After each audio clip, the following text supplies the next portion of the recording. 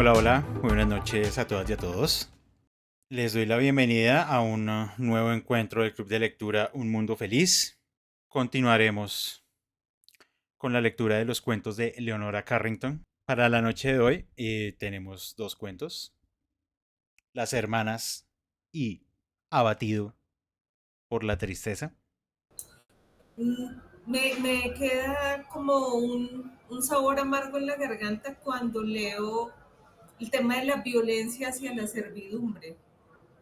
O sea, esos tratos como tan despectivos, o sea, cachetear a la empleada porque sí, me genera como tanta, como piquiña, como si tuviera un alambre en la garganta. No puedo con esa idea en particular. Eh, me gusta, me gusta cómo termina la historia, pero sobre todo porque a medida que avanza promete, pero no te deja saber por dónde va a coger la historia.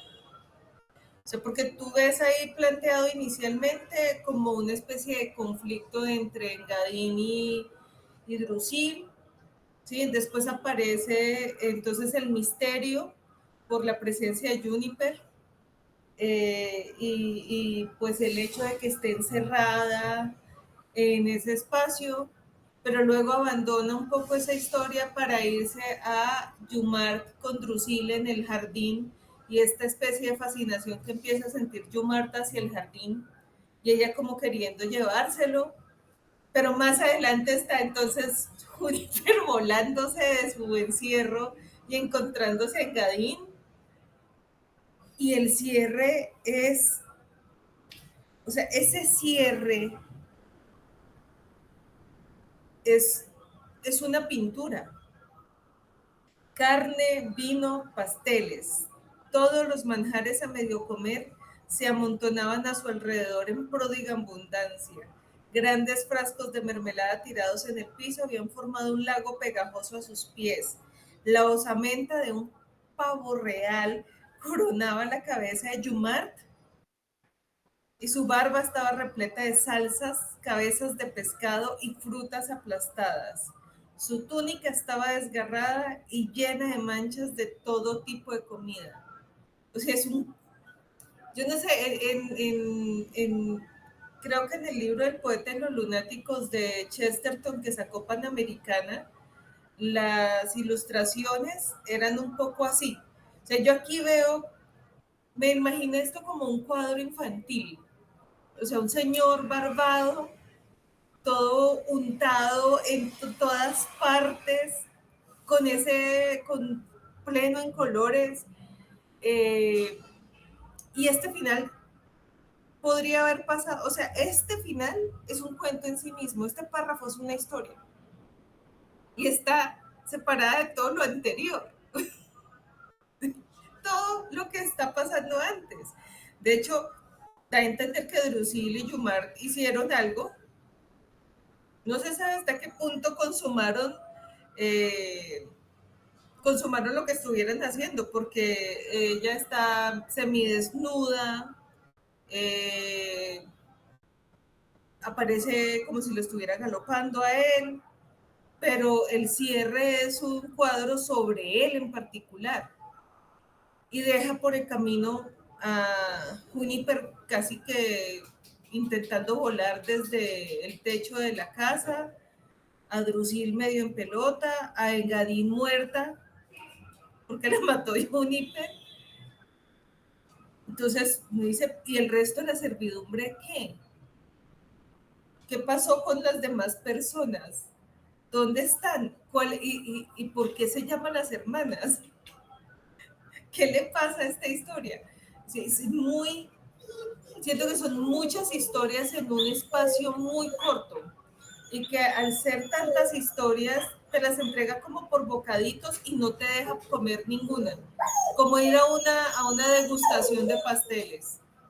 O sea, me siento que fui a una degustación de pasteles, todos me parecieron ricos, pero no me dejaron comer ninguno porque me los dejaron así como, ah, sí, estos son los pasteles, pruébenlos, pero no tenemos ninguno para venderles.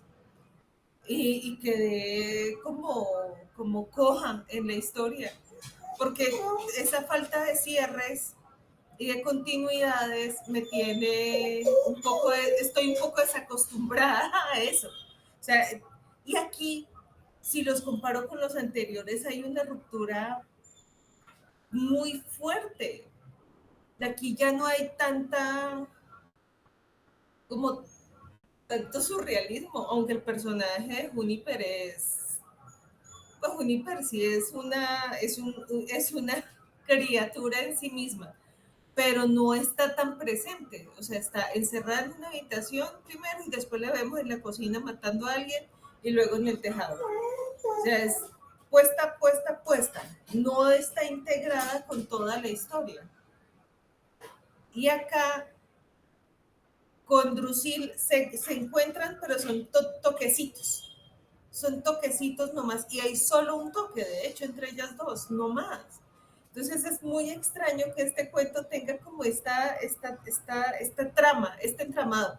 Y yo creo que si fuera un tejido sería como esas hamacas amplias donde, como estas campechanas, que tienen unos agujeros grandes y de repente se encuentran pero mantienen un hilo, solo que son muy amplios los huecos para que uno pase. Me sentí un poco así, meciéndome en una campechana con unos agujeros muy grandes, me podía ir por cualquiera y me deja como ideas para escurrirme por ellos en cualquier momento más adelante. Pues las mujeres digamos que históricamente han tenido un peso impresionante precisamente porque las han definido, no ellas mismas se han definido, sino que otros la han definido, ¿sí? Entonces, hay algunas feministas que hablan de eso, por ejemplo, de abandonar el género, ¿sí? Que no exista el género precisamente por eso, porque el género es de alguna manera una construcción que ha sido impuesta, ¿sí? Nosotros los hombres hemos construido el género como hemos querido, pero las mujeres no, nosotros le hemos construido el género a la mujer. Entonces digamos que esa figura que es como una especie de quimera, ¿sí? De fusión entre mujer y animal y todo esto, es interesante porque se desmarca de lo femenino, ¿sí? Ese personaje inconsciente no es una mujer, pero tampoco es un animal, no es ni una cosa ni la otra, está como digamos que en las fronteras, ¿sí? En las fronteras de lo que no se puede denominar con claridad.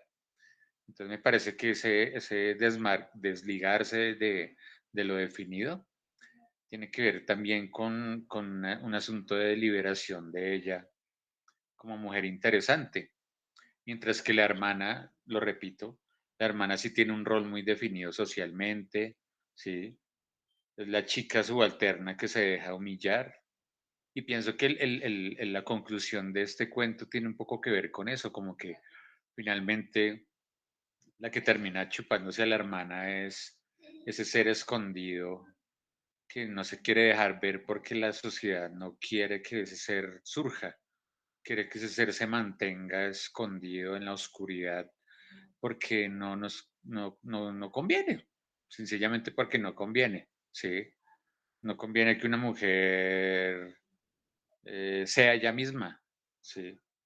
Sino que lo que conviene es que una mujer esté condicionada por muchas cosas mmm, que digamos que le imponen, como esta chica, lo repito, como la hermana, que pues es un claro ejemplo de una mujer subalterna que no intenta liberarse. Entonces pienso que es como eso, pienso que yo lo hago como esa lectura que, digamos que esa historia paralela me pareció bien interesante por esa lectura que es muy poderosa.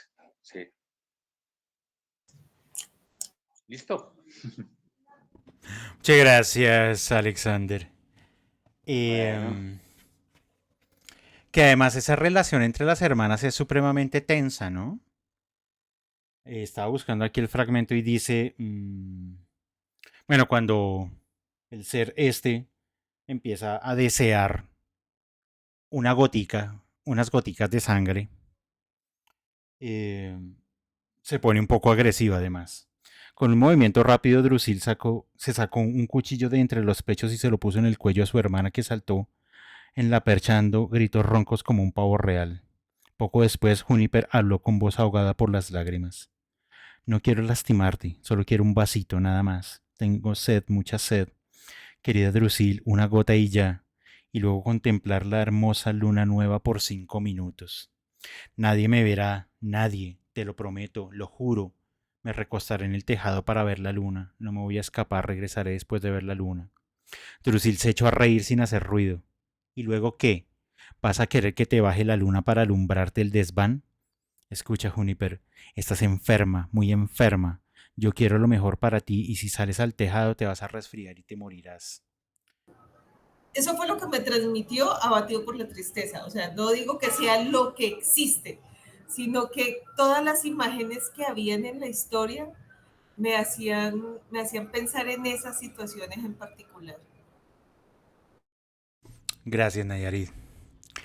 Eh, Aquí otra vez vuelve a aparecer el hombre que controla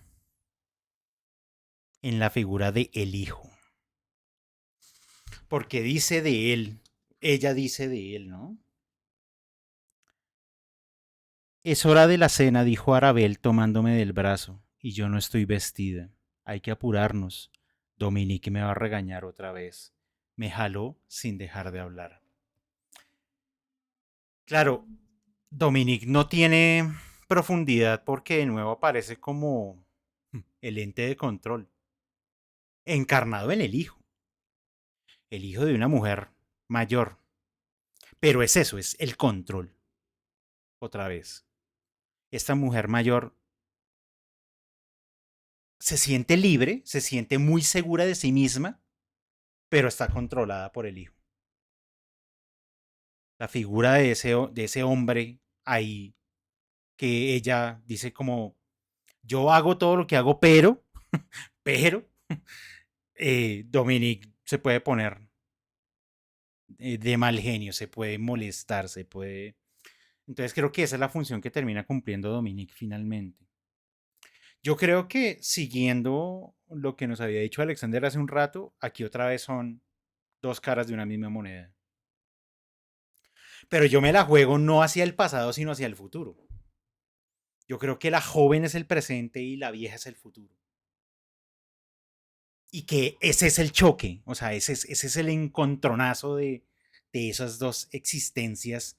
Porque yo al final puse una nota ahí en el libro y yo dije, ¿envidia? Y así en pregunta, o sea, como que yo sentí que había una envidia entre las mujeres. Pero yo decía, ¿pero por qué? ¿Por qué puede haber envidia entre ellas dos?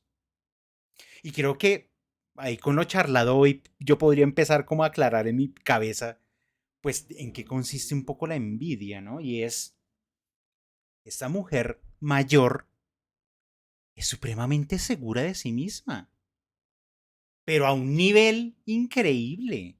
Ella sabe que es hermosa, ella sabe que irradia con la luz de la luna, que además es muy interesante porque no es la luz del sol, es la de la luna, que es de una hermosura increíble, que se arregla de las maneras más hermosas, que se pone estos vestidos de grandes colores.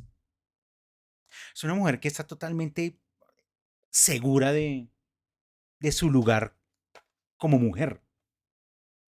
Y que también, porque también me parecía muy curioso que esta muchacha joven aparecía casi al final del cuento. O sea, como que de repente yo dije, pero yo creo que ya lo había comentado en otros encuentros de aquí del club de lectura, que dentro de las sugerencias que uno le dan en los talleres de escritura creativa es no introduzca personajes nuevos al final de un cuento. Porque pues qué cosa más artificial que de pronto aparecer alguien al final a arreglar los problemas. Claro, pero es que este personaje no está arreglando los problemas, los está creando.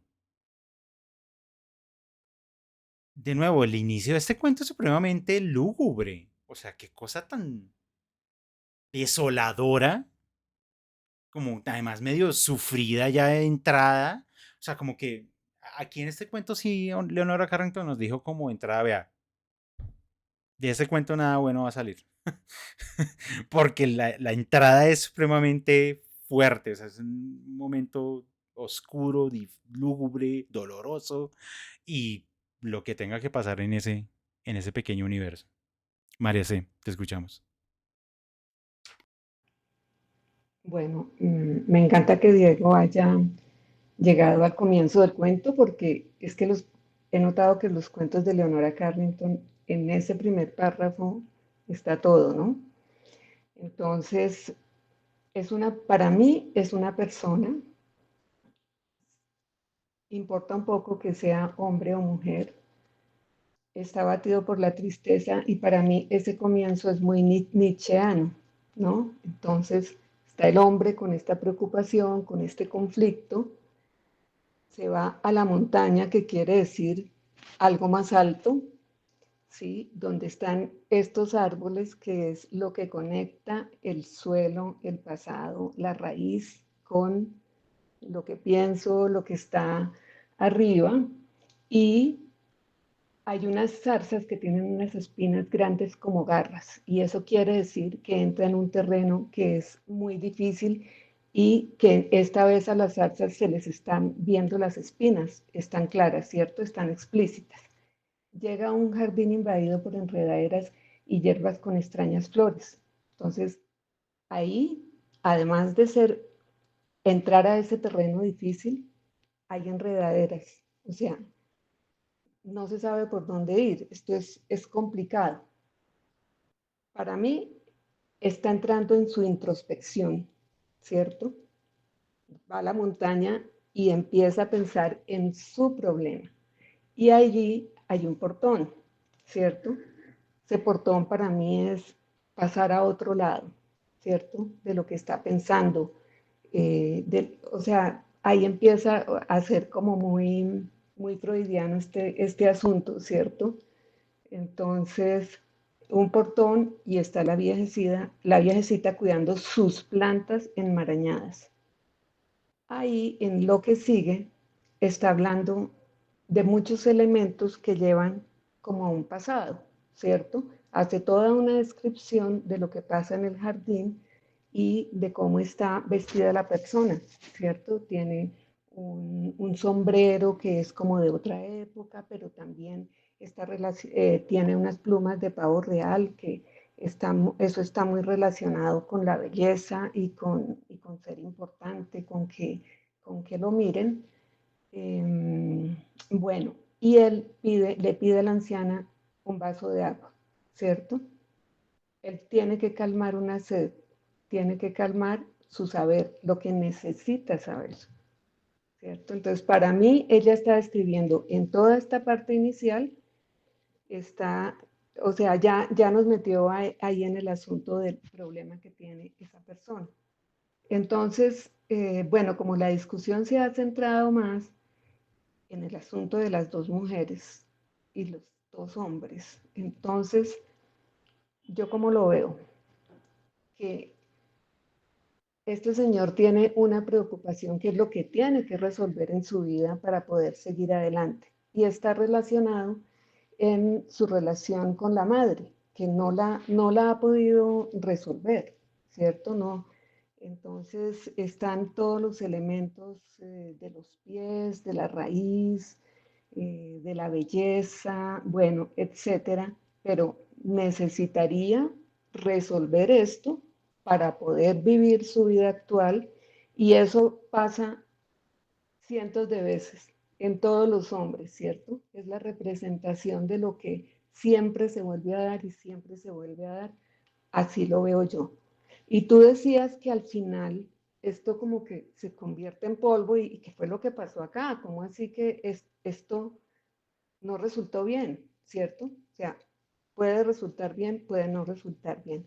Para mí la imagen esta de la luna es muy importante, porque ¿qué pasó? Resulta que no hay luna arriba que se esté reflejando, sino que la luna está solamente abajo. Hay un lago y ese lago para mí representa lo hondo, no sé, lo oscuro, el inconsciente, lo que no me puedo meter allá, pero tengo que meterme porque si no yo no voy a poder rescatar ese asunto, ¿cierto? Y hay que matar, hay que matar lo que está vivo allá afuera. ¿cierto? Ahí para mí hay un morir, un matar a una de esos personajes dentro de él, de esas representaciones. Ya cada detalle pequeño, ahí hay un elemento que tocaría empezar a unir y a hilar simbólicamente. O sea, ya no es como que podamos dar como pasos largos e ir avanzando en lo que llamaríamos una historia, sino que perfectamente podríamos dedicarle otro par de encuentros a este cuento solamente para tratar de expulgar cada uno de los elementos simbólicos que tiene y como entrar como en las minucias mismas de este cuento. Entonces sí me parece que ahí la superación del complejo de Edipo y todo eso está bien marcado ahí. Y que de todas maneras yo pienso que de alguna manera eh, el invitado también está como en esa tensión, ¿no? Como también en esa resolución. Pues porque de alguna manera cuando uno consigue pareja también está buscando rasgos de la madre o del padre, ¿sí? En el caso de las mujeres. Entonces sí, me parece chévere la lectura. Bien, damas y caballeros. Para dentro de 8 días, en nuestra programación estaba un cuento, que es un cuento de hadas mexicano. Pero como está fluyendo la lectura, pues pongamos un segundo cuento, que es el inmediatamente siguiente a ese, que se llama Et in bellicus lunarum medicalis. Entonces, para dentro de 8 días comentaríamos esos dos cuentos. Un cuento de hadas mexicano y Et in bellicus lunarum medicalis. Y pues, como siempre, agradecerles muchísimo su asistencia y participación en este espacio. Este espacio es de ustedes y para ustedes. Nos vemos la próxima semana en el mismo enlace a la misma hora. Pásenla bueno, descansen y lean mucho. Hasta mañana. Gracias y a todos. Hasta Gracias. luego, que estén bien. No, muchas gracias.